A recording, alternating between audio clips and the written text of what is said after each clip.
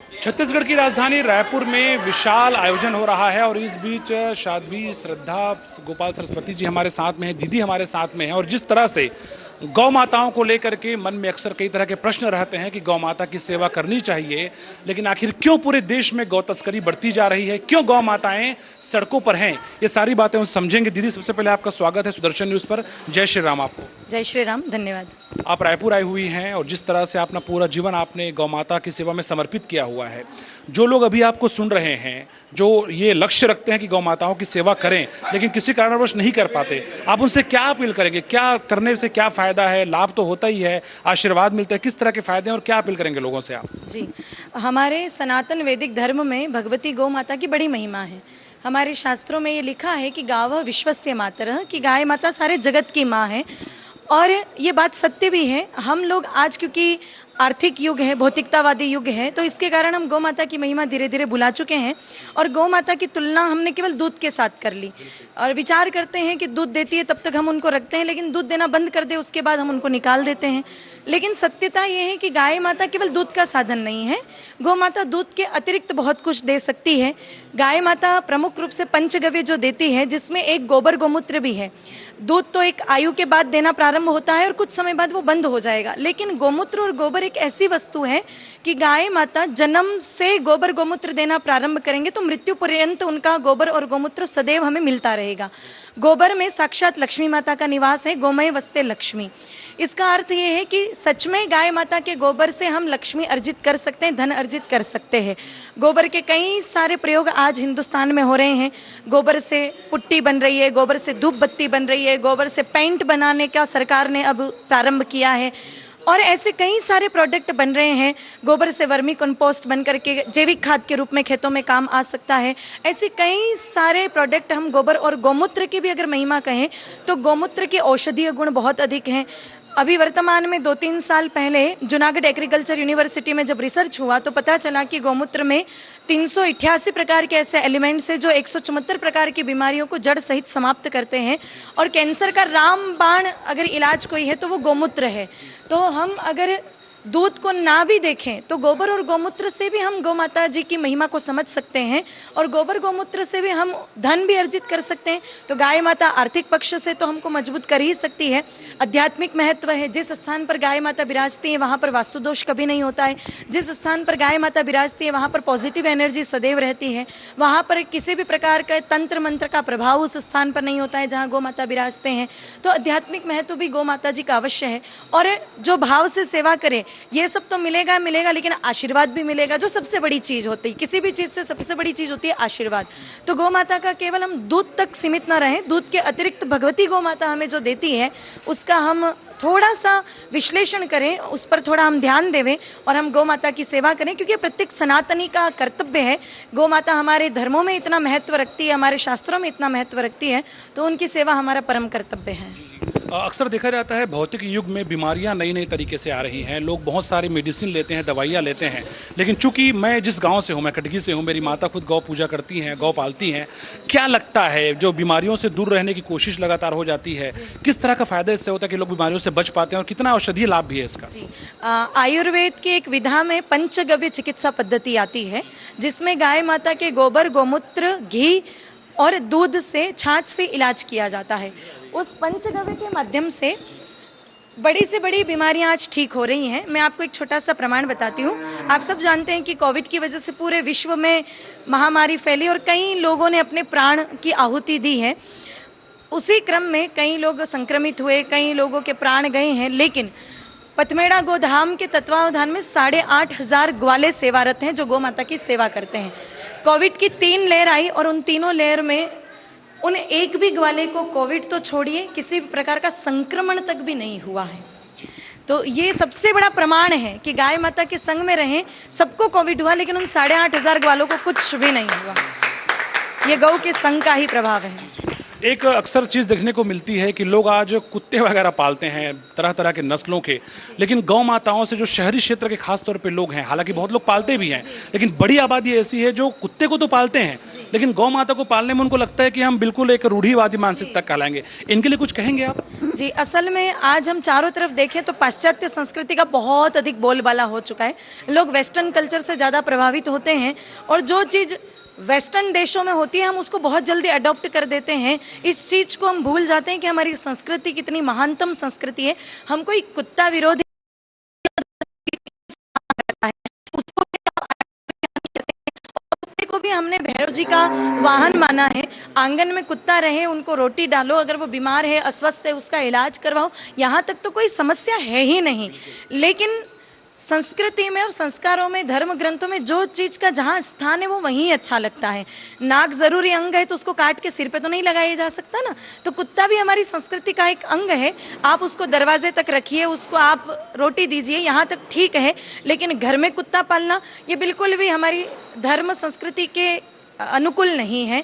और गौ माता की सेवा तो हमारे शास्त्रों में कहा है। तो मैं सभी से यही कहना चाहूँगी कि पाश्चात्य संस्कृति का आप अनुसरण ना करते हुए हमारी भारतीय संस्कृति और संस्कारों को ध्यान में रखते हुए गौ सेवा की तरफ जरूर बढ़ा जाना चाहिए। अंतिम प्रश्न है, जिस तरह से देश के कई हिस्सों में भी गौ तस्करी लगातार होती है, गौ माता को राष्ट्रमाता तो कहा जाता है, लेकिन कहीं ना कहीं संवैधानिक तौर पे अभी भी डिमांड लगातार होती है, तो क्या लगता है गौ तस्करी रोकने के लिए और गौ माताओं के संरक्षण संवर्धन के लिए क्या प्रयास होने चाहिए? जी, ये बात और ये मांग समय समय पर उठती है कि गौ माता राष्ट्रमाता होनी चाहिए।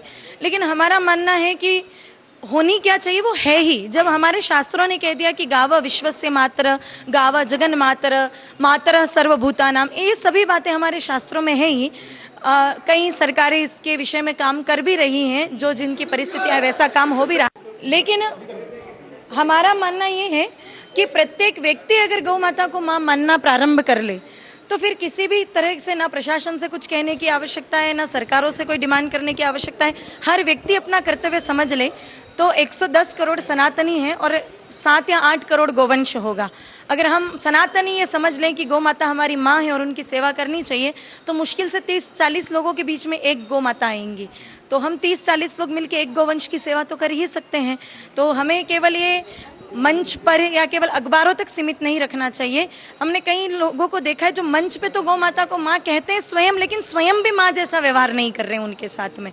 तो हम धरातल रूप से इस चीज को स्वीकार करें कि गौ माता हमारी माँ है और उनके साथ माँ जैसा व्यवहार हर प्रति व्यक्ति करना प्रारंभ कर देगा तो फिर किसी और की आवश्यकता ही नहीं पड़ेगी। एक प्रश्न और उत्सुकता का विषय है, जिस तरह से बच्चियां मैं देख रहा हूं बहुत बड़ी संख्या में शतारी दरबार में हैं, और जो ये आने वाली पीढ़ियां हैं, ऐसी जब बच्चियां ऐसे कार्यक्रमों में प्रतिभाग करती हैं, आती हैं, तो कैसा आपको सुखद अनुभूति होती है? क्योंकि आज हम देखते हैं जो बच्चियां हैं, बच्चे हैं, मोबाइल में लगातार बिजी रहते हैं, उस तरह से समय निकालना, ऐसे कार्यक्रमों में आना कितनी सुखद अनुभूति आपको देता है? निश्चित ये बहुत आनंद का विषय है। और जहाँ जहाँ भी हमारे कार्यक्रम होते हैं उसमें एक दिन 7 दिन की कथा होती है, उसमें एक दिन केवल और केवल बच्चों के लिए होता है, उनके संस्कारों के लिए, वो हमारी संस्कृति को जाने, वो गौ माता की महिमा जाने। तो पूरा एक दिन कथा का 3 घंटे केवल और केवल बच्चों के लिए होता है।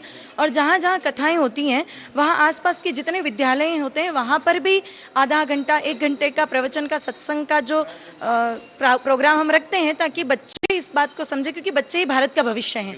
अगर ये ही आगे समझ जाए हमारी संस्कृति, संस्कार को, गौ माता को, तो निश्चित है कि परिवर्तन 100% आएगा। तो निश्चित बड़ा आनंद होता है। और मैं सभी माता पिता से भी कहना चाहूंगी, आजकल एक सोच बन गई है हमारी कि कोई कथा में जा रहे हैं माता पिता, बच्चा अगर कह भी दे कि हम चलेंगे साथ में, तो कई माता पिता कहते हैं कि नहीं, तुम्हारी अभी आयु नहीं है, उम्र नहीं है, अभी तुम पढ़ाई करो, तब जब तुम्हारी उम्र होगी तब तुम ये करना। लेकिन भक्ति करने की कोई उम्र होती ही नहीं है, किसी भी प्रकार की कोई उम्र, भगवान को पूजने की, भगवान के प्रति हमारे भाव समर्पण करने की कोई उम्र नहीं होती है।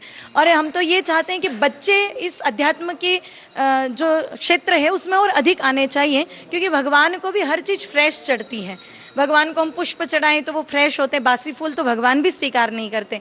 अब आप 80 साल की उम्र में ये विचार करें कि हम भगवान की शरण में जाएं, ना आपकी कमर ठीक से काम कर रही है, ना आपके पैर ठीक से काम कर रहे हैं, तो फिर विचार करिए, जब भगवान को बासी पुष्प ही अच्छे नहीं लगते तो लोग ही जब बासी हो जाएंगे तो प्रभु कैसे स्वीकार करेंगे? तो बच्चों को भी इस दिशा में लाना चाहिए, माता पिता को भी लाना चाहिए। बच्चियों को खैर ये सब चीज़ों से बचाना चाहिए कुछ संगति से, लेकिन एक विषय लगातार सामने आता है जिहाद का। जिस तरह से हम देखते हैं कि बहुत सारे जो धर्म के विरोधी लोग हैं वो जिहाद लगातार फैला रहे हैं, लोग जिहाद के शिकार भी बच्चियां हमारी होती हैं। इनके लिए कुछ संदेश देंगे, जिहादियों को कुछ चुनौती भी आप देंगे और बच्चों से कुछ अपील करेंगे आप? जी, सबसे पहली बात तो निश्चित है कि हिंदुस्तान में सभी धर्मों का हम आदर करते हैं। धर्मनिरपेक्ष हमारा राष्ट्र है। सभी धर्म अपने अपनी सीमा में रहकर अपने अपने धर्म का प्रचार करें, वहां तक हमारा कोई विरोध नहीं है। लेकिन अपने धर्म को श्रेष्ठ बताकर दूसरे धर्म को नीचा दिखा करके और जबरदस्ती धर्म परिवर्तन करवाना ये निश्चित कदापि स्वीकार्य नहीं है, और निश्चित स्वीकार तो नहीं करेंगे लेकिन सहन भी नहीं करेंगे इस चीज को। और बेटियों को, उनके माता पिता को भी ये मैं ज़रूर कहना चाहूँगी, आजकल जिहाद बढ़ रहा है, उसका कहीं ना कहीं कारण ये है कि हमारे बच्चे भी हमारे धर्म की गहराई को नहीं समझते हैं। जैसे आप लोगों ने केरला स्टोरी फिल्म देखी होगी, आप लोगों ने देखा होगा कि जो विधर्मी हैं वो कई सारी हमारे धर्म के प्रति कुतर्क रख करके और फिर बहलाते हैं। अब जब उस समय हमारे बच्चों को ध्यान होगा कि सनातन क्या है, हमारा धर्म क्या है और उसकी गहराई कितनी है, उसकी महानता कितनी है, तो वो उस कुतर्क का खंडन कर पाएगा। लेकिन क्योंकि हमारा बच्चा जैसे ही सनातन धर्म में थोड़ा सा बड़ा हो, तो हमने अधिकतर माता पिता को ये देखा है कि ए फॉर एप्पल और बी फॉर बॉल वाली किताब लेकर के उनको पकड़ा देते हैं। मैंने ऐसे कहीं कम माता पिता देखे हैं जो अपने बच्चों को रामचरितमानस जी ले जा करके देवें, या फिर गीता जी ले जा करके देवें, या हनुमान चालीसा देवें। ऐसे बहुत कम माता पिता होते हैं। तो माता पिता से भी ये कहना है कि अपने बच्चों को पढ़ लेंगे, वो उनकी आयु होगी A for apple B for ball, वो स्कूल में सब पढ़ लेंगे और वो भी शिक्षा दीजिए, मैं के खिलाफ नहीं हूं। लेकिन जब बच्चा आपका छोटा है, जब वो पढ़ने योग्य हो चुका है, तो कम से कम एक चौपाई रामचरितमानस जी की भी उनको पढ़ाइए, एक भागवत जी का श्लोक भी उनको पढ़ाइए, गीता जी का श्लोक भी पढ़ाइए, हमारे जितने भी प्राचीन महान इतिहास है, वीरांगनाएं हुई हैं, उनके बारे में बताइए, ताकि वो हमारे धर्म, हमारी संस्कृति को जान सके और ऐसा कोई कुतर्क आए तो उसका खंडन कर सके और ऐसे जिहादियों के चक्कर में वो बेटियां नहीं पड़े। और दूसरी बात, माताओं को, पिताओं को थोड़ा सा बच्चों पर कंट्रोल, नियंत्रण होना बहुत जरूरी है। स्वतंत्रता बहुत अच्छी बात है, लेकिन स्वतंत्रता आवश्यकता से अधिक मिल जाए तो वो स्वच्छंदता में बदल जाती है। और आजकल यही हो रहा है। आपके बच्चे पढ़ाई तक मोबाइल रखते हैं, ठीक है, ऑनलाइन क्लासेस होती हैं, बहुत सारी चीज़ें ऐसी हैं जिनको आप मोबाइल पे ही देख पाएंगे या सीख पाएंगे। लेकिन आजकल माता पिता को यही नहीं पता कि बच्चे पढ़ाई के नाम पर उस मोबाइल पर क्या देख रहे हैं, कौन से साइट पे जा रहे हैं, कितनी देर मोबाइल चला रहे हैं। तो थोड़ा सा माता पिता का भी कंट्रोल होना चाहिए। बच्चा एकदम छोटा है, उसने डिमांड कर दी मुझे मोबाइल चाहिए, और आपने अति लाड में आकर के उनको मोबाइल दे दिया, जबकि उनकी आयु ही नहीं है अभी इस चीज़ की।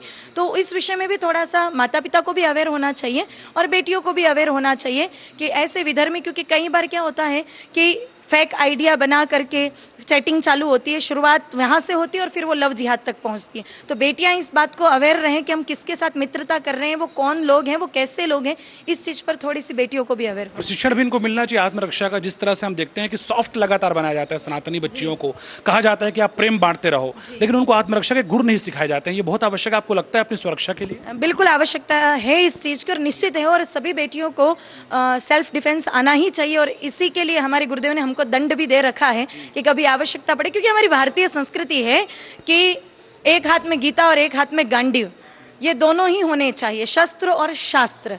एक हाथ में माला और दूसरे हाथ में भाला, ये हमारी संस्कृति है। हम अगर केवल और केवल शास्त्रों पर जाएंगे तो हम कायर बन जाएंगे, हम केवल शस्त्र चलाएंगे तो हम आतंकवादी बन जाएंगे। न हमें आतंकवादी बनना है, न हमें कायर बनना है।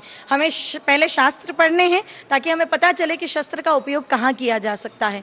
तो मैं बेटियों से भी ये कहना चाहूँगी, आजकल बेटियाँ पर्स लेकर के चलती हैं तो उनके पर्स में मेकअप के आपको सारे आइटम मिल जाएंगे, सारी चीजें, कॉस्मेटिक्स आपको मिल जाएंगे। लेकिन मैं उन बेटियों से पूछना चाहती हूँ कि अगर आपके सामने कोई ऐसी स्थिति आ गई कि कोई विधर्मी आपके सामने किसी गलत दृष्टि से देख रहा है अथवा गलत मंसूबे से आपके सामने बढ़ रहा है, तो आप क्या करोगे? उस समय लिपस्टिक लगाकर अपने होठों पे लगाओगे, उस समय क्रीम लगाओगे, उस समय काजल लगाओगे, क्या करोगे? तो आप पर्स में ये सब चीजें रखते हो, तो साथ ही साथ में एक बड़ा सा रामपुरी भी होना चाहिए कि कोई सामने से आए तो कम से कम उसको दिखाकर भय तो दिखा सके, हम अपनी रक्षा तो हम कर सके, इतना सामर्थ्य होना चाहिए। बहुत समय आपने दिया। तो ये आयोजन समिति के लोग भी हमारे साथ में हैं। बंटी जी, जैसा कि साध्वी दीदी ने बताया, बहुत सारे इन्होंने बात कही। ये जो पूरा आयोजन हो रहा है, उद्देश्य किस तरह से है और बच्चियों के लिए क्या लगता है, कितना लाभ इससे मिलेगा? मानव सेवा माधव सेवा एक ही उद्देश्य है, और निश्चित ही पूरे भारतवर्ष से कई सारे श्रद्धालु पूज्य महाराज जी यहाँ बुलाते हैं और सभी के दर्शन लाभ प्राप्त होता है। और यही उद्देश्य कि जन कल्याण के सौ मानव कल्याण के सो, यही मेन वो उद्देश्य रहता है महाराज जी का। तो बिल्कुल साध्वी श्रद्धा गोपाल जी दीदी ने हमसे बात की। उनका कहना है कि गौ पालन को लेकर लोगों को सोचना होगा और बच्चों को उन्होंने अपील किया है कि आत्मरक्षा का गुर होना आवश्यक रूप से बहुत ही महत्वपूर्ण है। कैमरा पर्सन विश्व प्रकाश पुरेना के साथ योगेश मिश्रा, सुदर्शन न्यूज, शदाड़ी दरबार, रायपुर, छत्तीसगढ़।